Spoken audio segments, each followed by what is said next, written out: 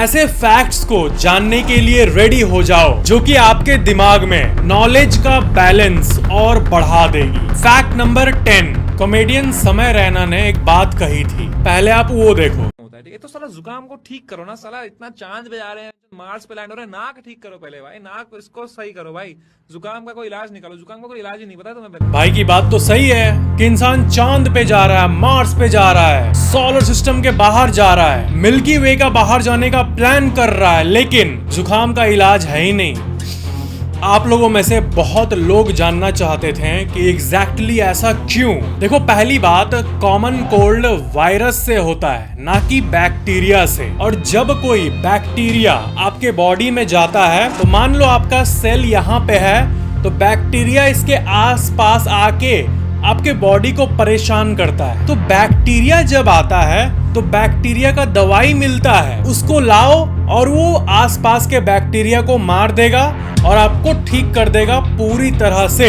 लेकिन वायरस जो होते हैं वो बड़े स्मार्ट होते हैं, बड़े इंटेलिजेंट होते हैं। वायरस सिर्फ आपके बॉडी सेल के आसपास ही नहीं आते, बल्कि सेल के अंदर चले जाते हैं और सेल की ही एनर्जी को यूज करके अपने आप को मल्टीप्लाई करने लगते हैं, यानी सेल्स के अंदर जाके छुप जाते हैं, हाइड हो जाते हैं। और देखो, अगर दवाई आए और वायरस को मारे तो इसका मतलब कि आपके बॉडी सेल को भी मार देना होगा वायरस को मारने के लिए। क्यों? क्योंकि सेल के अंदर ही तो वायरस जाकर छुप गया है। तो there is no way to destroy the virus without destroying the cell itself. तो अब ये तो मोए मोए हो गया साइंटिस्ट्स का, और इतना बड़ा मोए मोए हुआ कि आज तक वायरस का सॉल्यूशन निकल ही नहीं पाया है। ऐसी कोई टेक्नोलॉजी है ही नहीं जिससे हम सेल के अंदर मौजूद वायरस को बिना सेल को डैमेज किए मार दें स्मार्टली।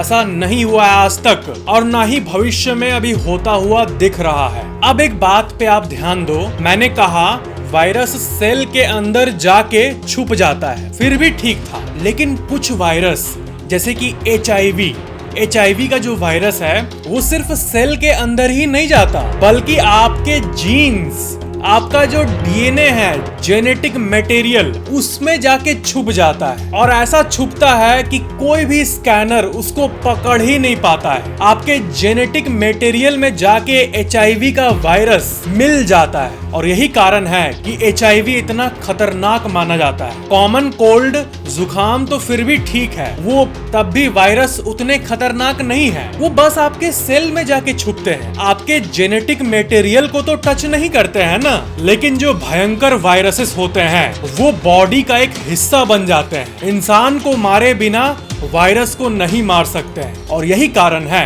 कि HIV वायरस का कोई क्योर है ही नहीं, इंसान मर जाता है। हाँ, ट्रीटमेंट है, ट्रीटमेंट से मैनेज करके किसी भी तरह इंसान जी जाता है आजकल के मेडिसिन से, लेकिन क्योर तो नहीं है ना। क्योर मतलब क्या होता है? पूरी तरह से ठीक हो जाना। और दूसरी बात, कॉमन कोल्ड, जुकाम वाले वायरस की बात करें तो वो म्यूटेट भी होते रहते हैं। आप दवाई दोगे तब तक वो अपना वर्जन 2.0, 3.0 निकाल देगा। तो फिर सॉल्यूशन क्या है? सॉल्यूशन यही है कि जुकाम दवाइयों से ठीक नहीं होता, बल्कि आपका शरीर, ये हेल्दी शरीर, ये इम्यून सिस्टम, ये ठीक करता है। इम्यून सिस्टम को पता है कि सेल के अंदर कैसे उसका बलि चढ़ाना है, और सेल के अंदर उसको मार देता है। यानी इम्यून सिस्टम ही एक तरीका है वायरस को मारने का। मेडिसिन बस थोड़ा थोड़ा हेल्प कर देते हैं, टेम्परेचर को रेगुलेट करना, मल्टीप्लाई हो रहे एलिमेंट्स को रोकना, ये सब। लेकिन उस वायरस के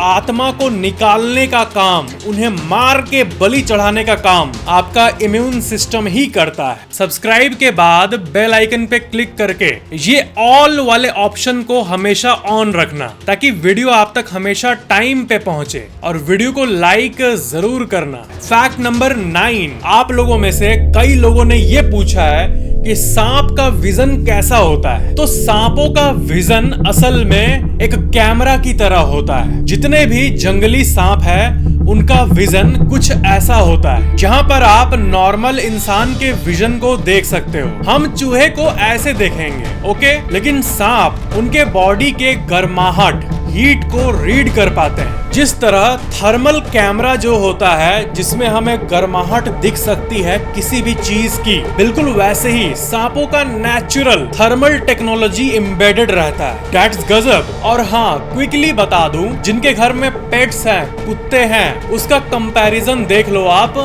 कुत्तों को थोड़ा सा ब्लर दिखता है बस, मतलब कुत्तों की विजन में कोई कमी नहीं होती है, सिर्फ थोड़ा सा ब्लर दिखता है बस। Fact number 8। अच्छा, ये डीप सा फैक्ट है। आपके इलाके में कोई ऐसा व्यक्ति जरूर होगा जो मछुआरा होगा, जो मछली मारकर और मछलियां बेचकर अपना घर संभालता है। ठीक है, वो लोग तो जाएंगे तालाब, नेट बिछाएंगे और मछली को लाएंगे। लेकिन जो ह्यूज मल्टीनेशनल कंपनीज होती है, उनका जो डिवाइस होता है मछली पकड़ने के लिए, वो शायद ही आपने कभी देखा होगा। ये देखो, ये एक शिप है जिसका नाम है ओशन फार्म 1 और ये 12,000 टन मछलियों को एक साथ पकड़ता है। ये मछलियों का सुपर मैक्स प्रिजन की तरह है। और जो महंगे महंगे रेस्टोरेंट में सी फूड मिलता है 5,000 रुपए पर प्लेट, ये सब के लिए ये लोग को समुद्र के बीच में जाकर ही फिशिंग करना होता है, नहीं तो घर के पास वाले तालाब में तो रोहू,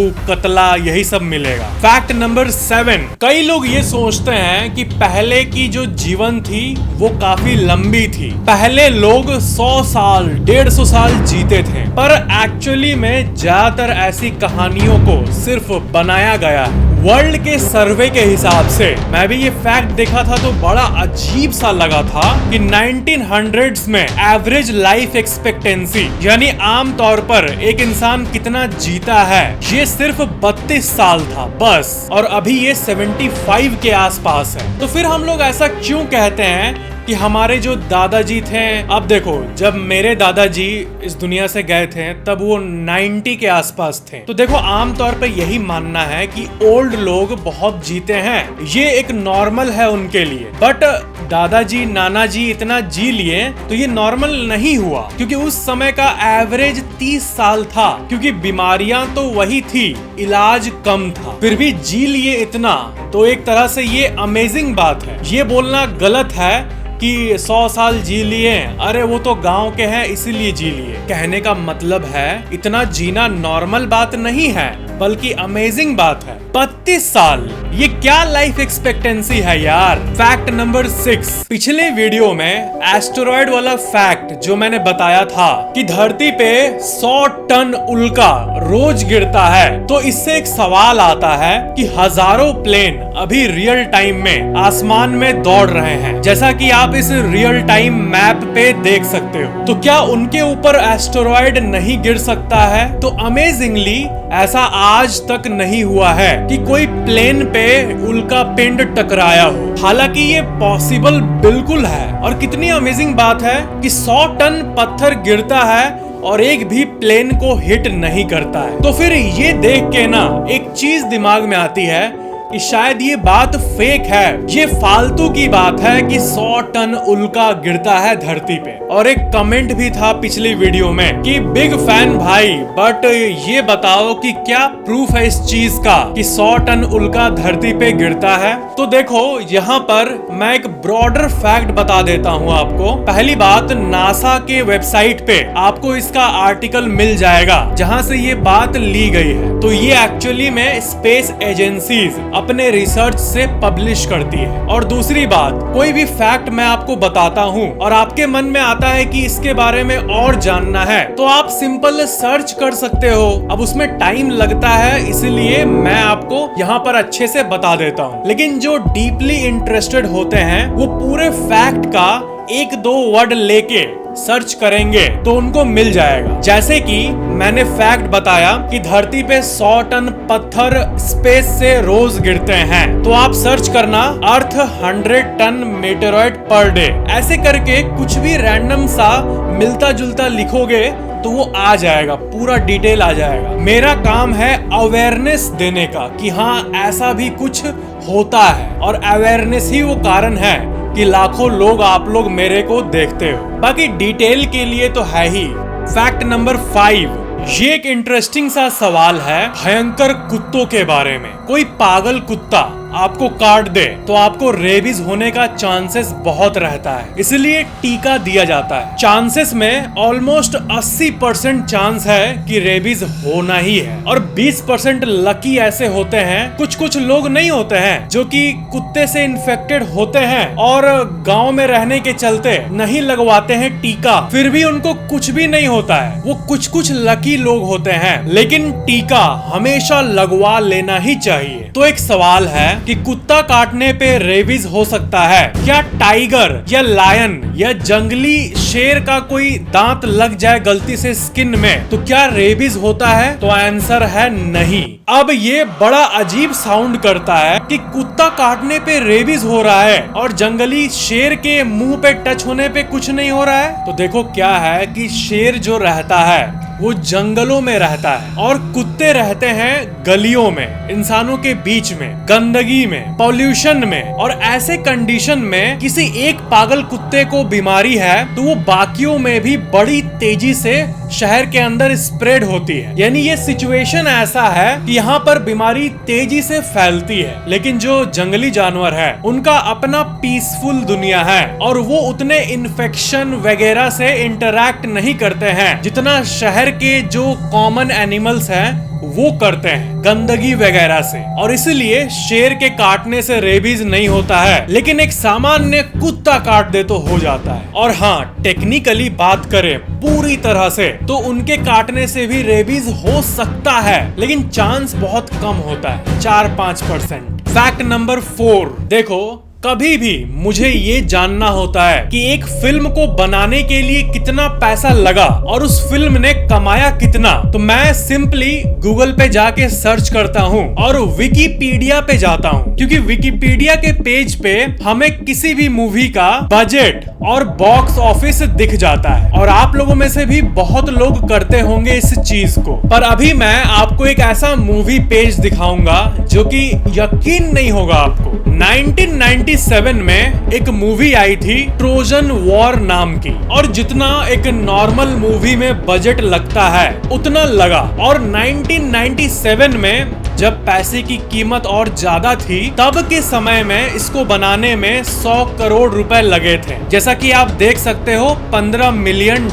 लेकिन बॉक्स ऑफिस देखो, $309, 20,000 रुपए का बॉक्स ऑफिस हुआ था इसका। मतलब आप बड़े बड़े फ्लॉप मूवीज को देखे होंगे, पर अगर आपसे कोई पूछे कि इस मिल्की वे गैलेक्सी का सबसे फ्लॉप मूवी कौन है, तो आप इसका नाम लेना, ट्रोजन वॉर। भाई ये क्या सेल है? इसके डिटेल में जाने पे ये पता चलता है कि ये मूवी लोकल थिएटर्स में बस 2 थिएटर में लगी, और लोगों ने इतना क्रिटिसाइज किया कि 2 थिएटर में हंगामा देखकर किसी भी और थिएटर ने इस मूवी को जगह नहीं दिया बिजनेस के लिए, और सिर्फ 2 थिएटर में प्ले होने के बाद ये पुल आउट हो गई, बस खत्म। ऐसा पूरे धरती में किसी भी मूवी के साथ कभी भी नहीं हुआ है। फैक्ट नंबर 3, कहीं भी आप घूमने जाओ किसी ऊपर वाले जगह पे जहाँ से व्यू दिखता हो शहर का, तो वहाँ पर रेलिंग लगा रहता है स्टील का, आपने देखा ही होगा। अगर उस रेलिंग के ऊपर डॉट डॉट डॉट डॉट दिखे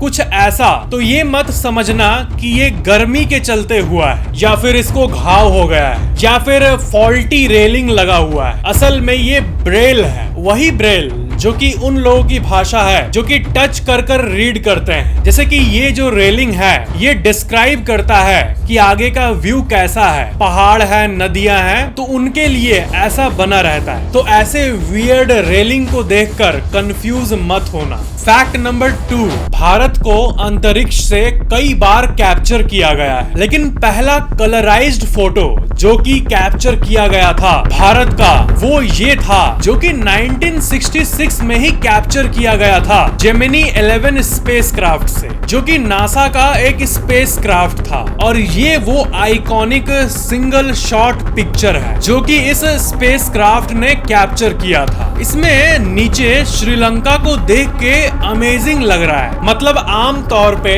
आप देखते होगे मैप्स में तो श्रीलंका कितना छोटा दिखता है, लेकिन देखो यहाँ पर श्रीलंका भी काफी अच्छा खासा बड़ा है। श्रीलंका लंबा बहुत है। फैक्ट नंबर 1, स्पेस का ये अमेजिंग कंसेप्ट है। आप लोगों को पता है कि स्पेस में हवा नहीं है, पर क्या हो अगर हम बलून को फुलाएं, उसको लॉक किए और स्पेस में जाकर बलून से हवा रिलीज कर दिए, तो यहाँ पर क्या टेक्निकली स्पेस के खालीपन में हवा जाएगा? तो इसका आंसर है ऑफ कोर्स। ये अगर आपने कर दिया तो आपने एक बहुत बड़ा काम किया, क्योंकि आपने टेक्निकली धरती के हवा को स्पेस में डाल दिया और वो एयर मॉलिक्यूल्स हमेशा के लिए स्पेस में एग्जिस्ट करेंगे। जैसे आप छोड़ोगे वो स्प्रेड होने लगेंगे। कोई नोटिसेबल इफेक्ट तो नहीं होगा। ऐसा नहीं है कि आप एक बैलून को ले जाओगे तो पूरा स्पेस गार्डन हो जाएगा, पर हाँ, जो हवा आप धरती से ले जाओगे वो परमानेंटली आपके नाम स्पेस में घूमता रहेगा। तो ये थे आज के सारे अलग अलग फैक्ट्स। नीचे कमेंट करना ये वीडियो कैसा लगा और सब्सक्राइब और ऑल ऑप्शन का हमेशा ध्यान रखना। Thank you for watching. तो मिलते हैं अगली वीडियो में।